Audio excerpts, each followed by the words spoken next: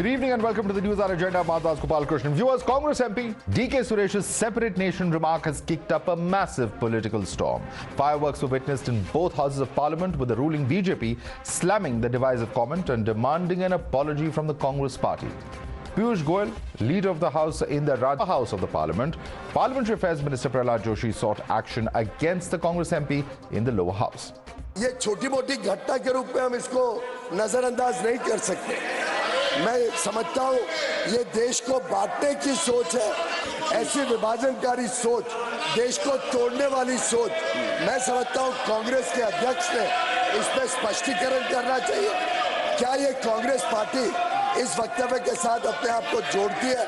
क्या कांग्रेस की सोच में देश की एकता और अखंडता या देश का संविधान कोई मायने रखता है कि नहीं? A major issue of separatist language by a member who is Lok Sabha of that party, and instead of outright condemning it and saying nothing can be before us when we talk about the integrity and sovereign unity of this country, instead of saying that, we are being lectured on technicalities. What more can be important than the unity of this country?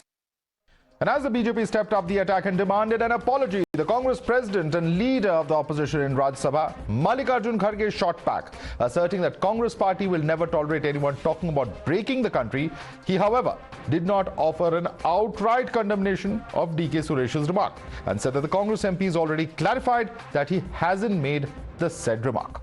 एक तो वो सदस्य नहीं है, दूसरा उन्होंने, मैं सुना कि आज के टीवी में कि उन्होंने कहा मैं ये नहीं किया हूं।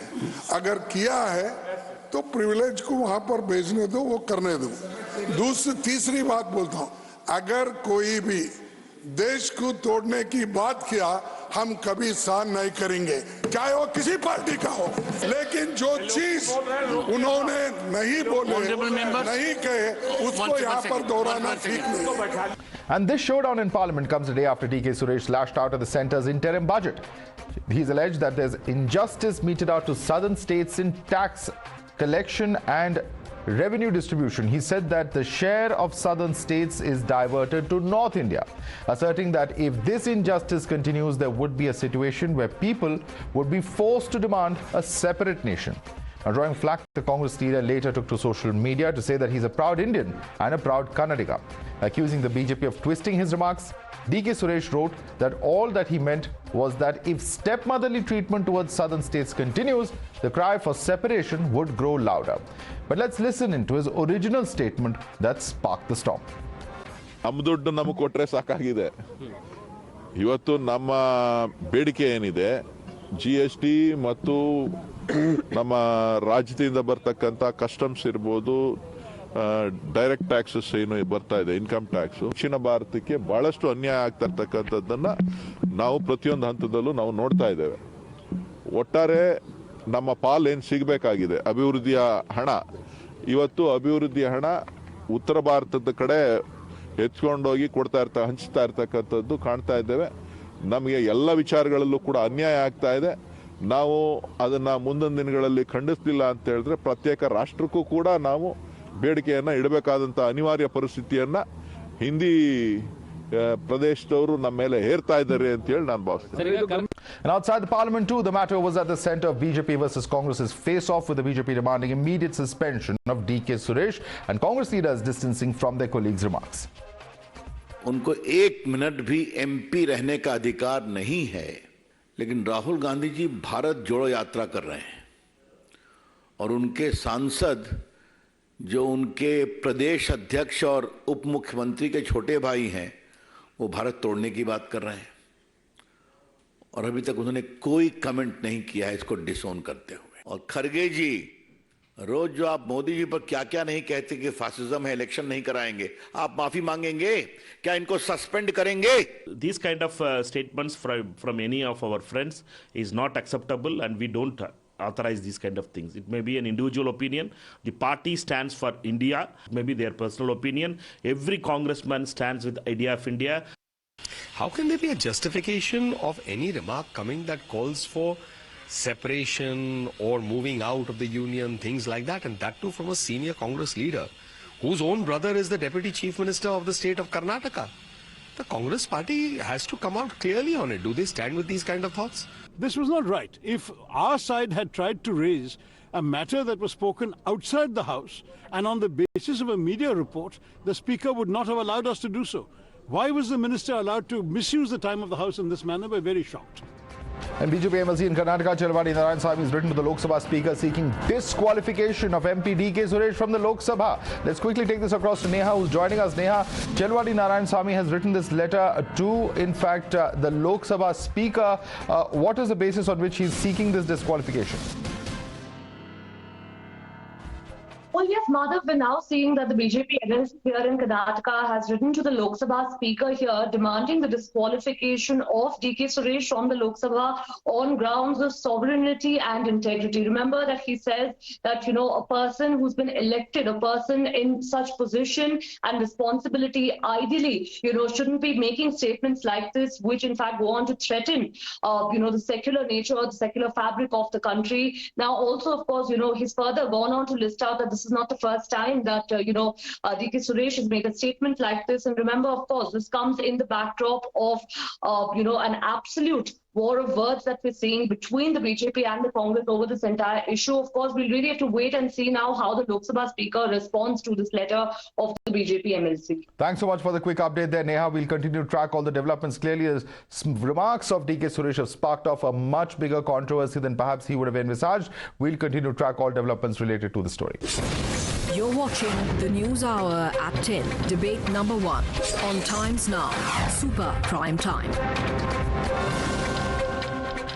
And for more on this, let's go right across to our guest. Joining us with us is GS Prashant, spokesperson of Karnataka BJP. Anurag Naidu, author, is with us. With us also is Kamruzaman Chaudhary, political analyst. Joining us at the moment is also Shah Prasad Mekha, leader of the Congress party. Advocate Umar Junaidi, political analyst, is also joining us on the broadcast. Let me start with you first and foremost, Umar Junaidi.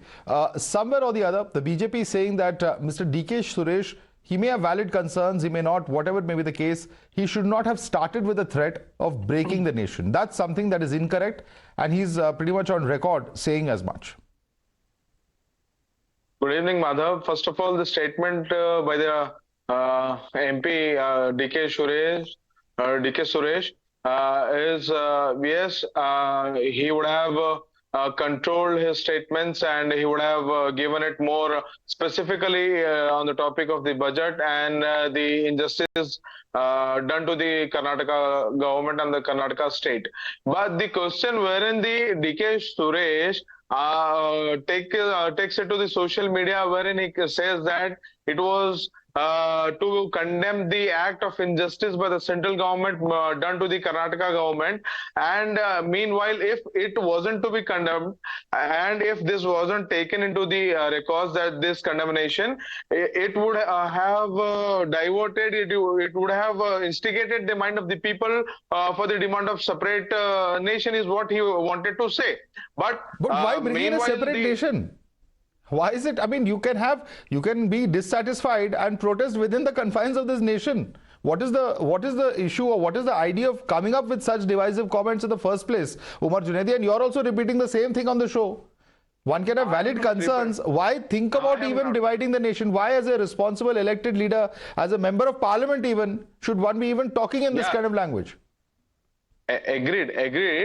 The usage of force at times on the situation and the scenarios may vary, Madhav, and the intention is what the most important thing. The intention was never to separate, to talk about the separation of India, and that's what the MP has taken to the social media, wherein he said he's proud Indian as well as proud Kannadiga. So taking this statement wherein he wanted to say something, he uttered something, and making this statement, taking this statement, twisting and saying as the politics of division, divide and all. I think BJP doesn't have any agendas to work on. That is why they are twisting the statements of the leaders of the Congress or the opposition. Yes, Prashad, BJP doesn't have any agenda. That's why you're twisting the statements of DK Suresh. Is already clarified on social media what his actual comment and what his actual intent is. Respond to him. Yes, irony. Because on the floor of the House, Mallikarjun Kharge has made a statement that Congress does not subscribe to this view. Whereas Congress spokespersons and their political analysts say that BJP has no agenda. Now look at what Suresh has done. His statement is very clear. the entire national media and the local media here in Karnataka has aired it. What the statement given by him is only to break the nation. The intention of the Congress is very clear because they are starting from where Robert Clive left, and then Evo Hume founded the Congress and left it in the hands of Nehru, and it is run by the Nehru family now. Therefore, they want to have a separate nation. That's the divide and rule policy of Congress. Moreover, on the legal front, it is violating of Article 99 of the Constitution, read the third schedule of the Constitution, wherein every member of the Parliament has to uphold the sovereignty and integrity of India, which is failed to do so. Therefore, it is not about BJP making an issue because it is as a citizen, we should stand up and condemn the statement of DK Suresh.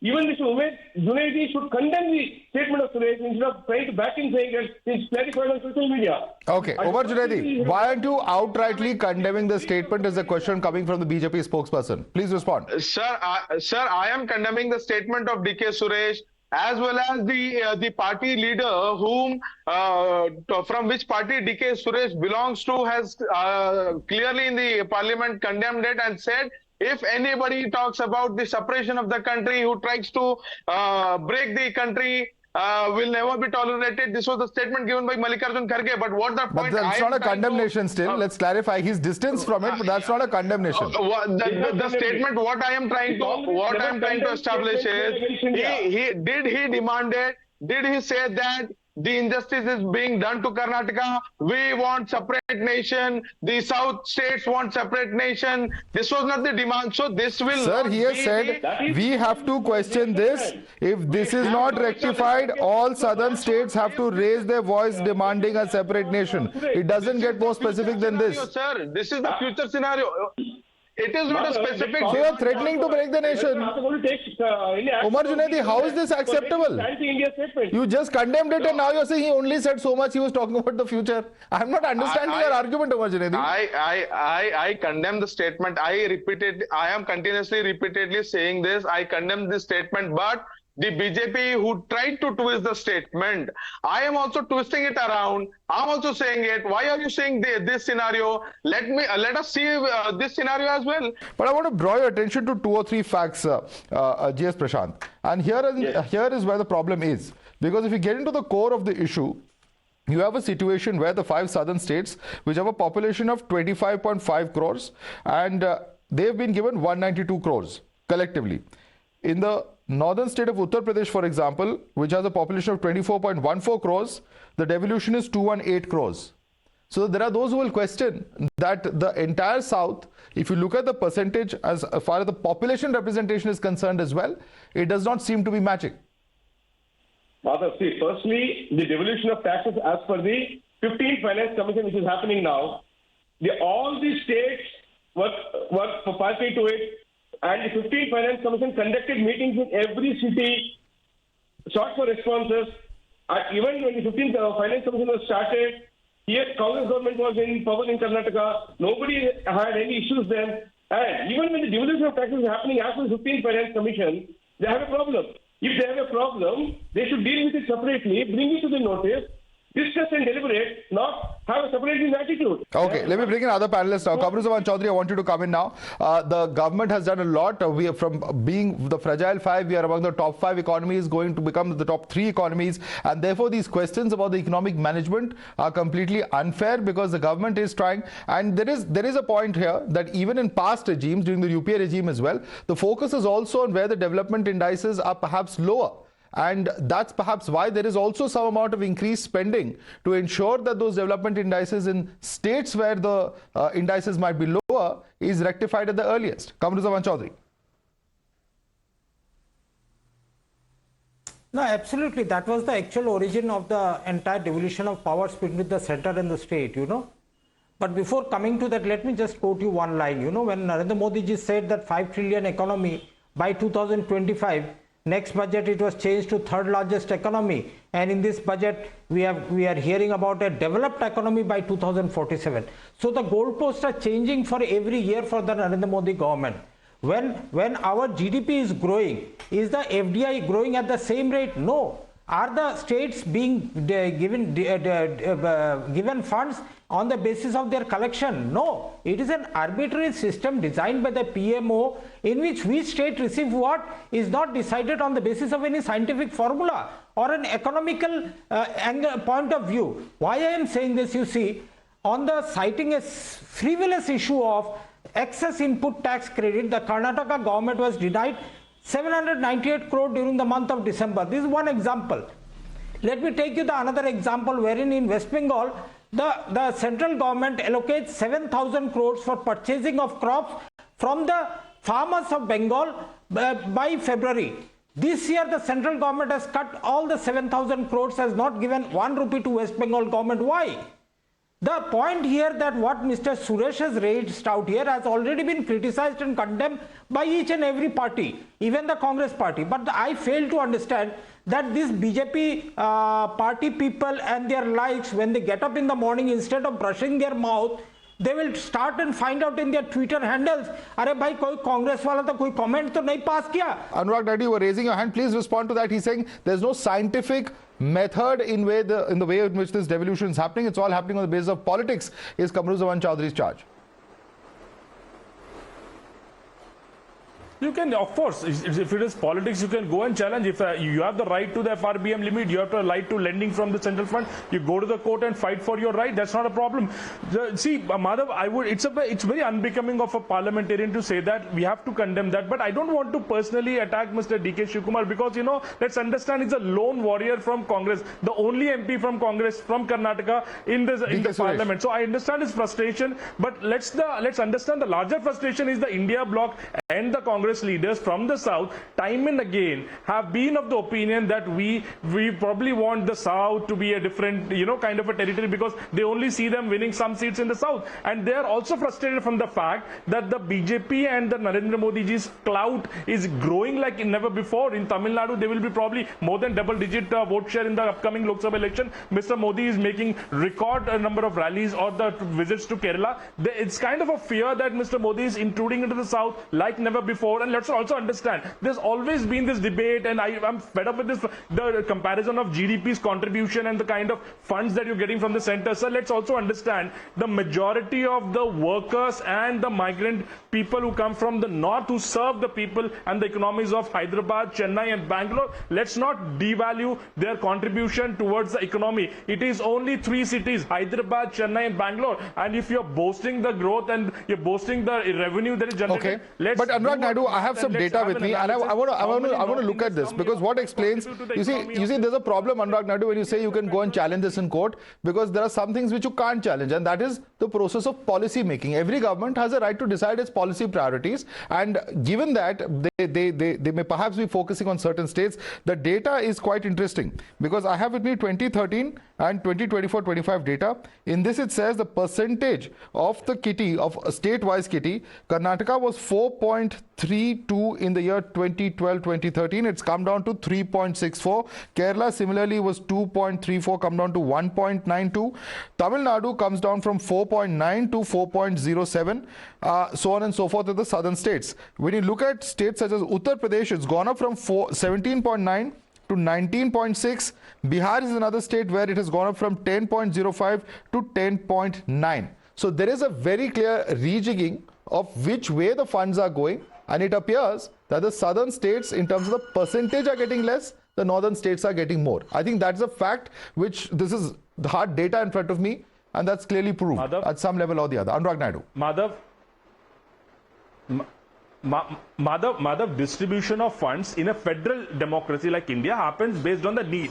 Now, if the southern states are well developed and there's a need to develop some of the northern states, you have to focus on the focus areas which are there in front of you, which is aligned to the UN SDGs, which is aligned to the sustainable living, and which is aligned to a larger economic perspective of the country. You cannot just focus on one thriving couple of states or cities in the south or in any other part of India for that matter. So I think it has to be very rational, and also understand, Madhav, somebody took an example of of West Bengal. If really there's been an injustice done by the BJP to the people of West Bengal, the people of West Bengal will show the lesson in the upcoming polls. And you see the kind of growing clout and the popularity of BJP in the 2019 elections and the number of seats that they won in the parliament. We will go to the next election, 2024. It is for the people to decide. If there is an injustice, you're right, not everything can be taken to the court, but people can take everything to the court of the people. The people or the Janadesh will decide who is more popular, who is doing justice. If BJP has done any kind of injustice to the people of West Bengal or any other state for that matter, you will see the number which will be out in the 2024 upcoming Lok Sabha election. Mark my word, number will speak for yourself, Madhav, because you need to decentralize the development in a federal democracy like India. There was no other way. Important point. Every bit of important point. Let me bring in fact Shyam Prasad Meka on that. Shyam Prasad Meka, there are areas where the government has to decide and plan according to the requirements, and that's a question that we started off in terms of policy priorities and in terms of developmental indices and other aspects. Your response? See, first of all, DK Suresh has raised the right issue, but I think without intending to, he put it very wrongly. And if he had done so, talking about a separate nation, I think I fully condemn it. Okay, and after Mallikarjun Khargeji's statement in Parliament, I think we are clear on what Congress stands for. Okay, it's as simple as that. Now to the actual issue. Oh yes, in a huge country like India, there will be differences in the devolution. What is the problem? It's okay. We will talk about a fair formula or a fair method of devolution of funds.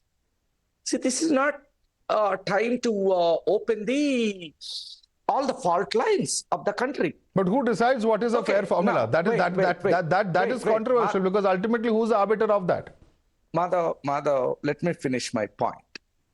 Okay, not only just the DK Suresh statement, right?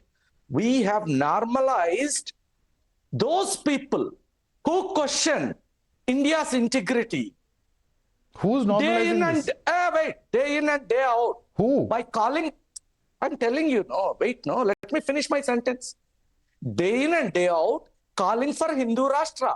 What are they? Are they not threatening the integrity of India? No, who's calling for a Hindu Rashtra, sir? Who's justifying any call for a Hindu Rashtra? At the moment, we are a constitutional democracy. Nobody has said that India is a Hindu Rashtra. Who has said that?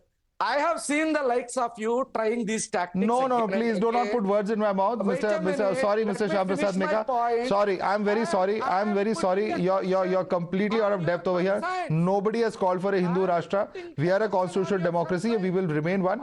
I think you are imagining some kind of debates. Certainly, there's no justification for any such calls. If people have their right to their own personal opinions, that's another matter. But certainly, as a channel, that's not what we subscribe to. I'd like to thank all the gentlemen for joining us this evening. G.S. Prashant, Anurag Naidu, Kamruzaman Chaudhary, Shyam Prasad Meka, and Advocate Umar Junaidi.